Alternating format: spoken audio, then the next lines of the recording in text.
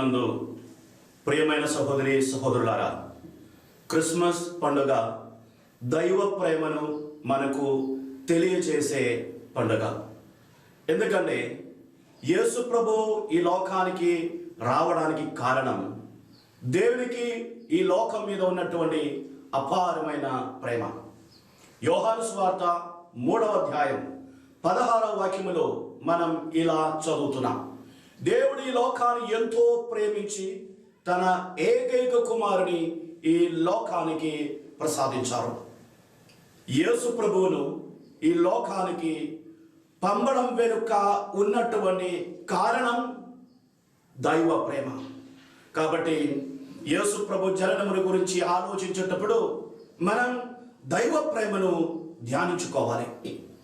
పునీత యోహాను గారు రాసిన మొదటి లేఖ 3వ అధ్యాయం 16వ వాక్యములో యోహాను గారు అంటున్నారు, దేవుడు ఈ లోకాన్ని ప్రేమించి తన ఏకైక కుమారుని ఈ లోకానికి ప్రసాదించారు. ఆ ఏకైక కుమారుడు మన కోసం తన ప్రాణమును అర్పించారు.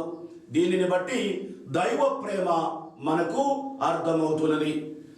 దేవుడే మనలను మొదట ప్రేమించారు. ఇది దైవ ప్రేమ యొక్క ప్రత్యేకత.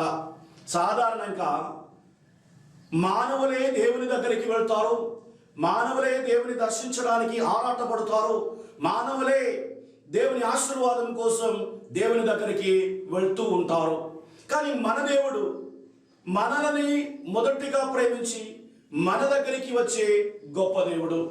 పునీత యోహాను గారు రాసిన మొదటి లేఖ 4వ అధ్యాయం 10వ వాక్యంలో మనం ఇలా చదువుతున్నాం, మనం దేవుణ్ణి ప్రేమించిదేమని కాదు, ఆయన మనలను ప్రేమించి తన ఏకైక కుమారుని మన కోసం పంపారు అనేది ముఖ్యమైన విషయం. ప్రేమ అంటే ఇది. మనం దేవుని తెలుసుకొనక ముందే మనల్ని తెలుసుకొని మనల్ని ప్రేమించే దేవుడు మన దేవుడు.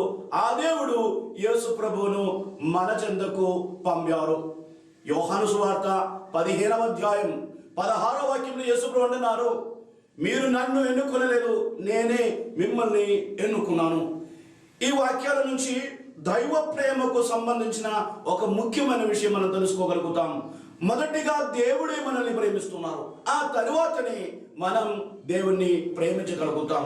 యేసు ప్రభు రాకడతో దైవ ప్రేమ ఈ లోకానికి చాలా వ్యక్తంగా తెలిసిపోయింది. ఈ క్రిస్మస్ సందర్భంగా మనల్ని ఇంతగా ప్రేమించి ఆ దేవుని అర్థం చేసుకొని ఆ దేవుని తిరిగి ప్రేమించి ఆయన ఆశీర్వాదం పొందే ప్రయత్నం మనం చేద్దాం.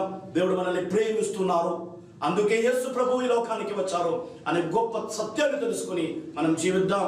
దేవుడు మనలందరినీ ధారాళంగా దీవించునుగాక.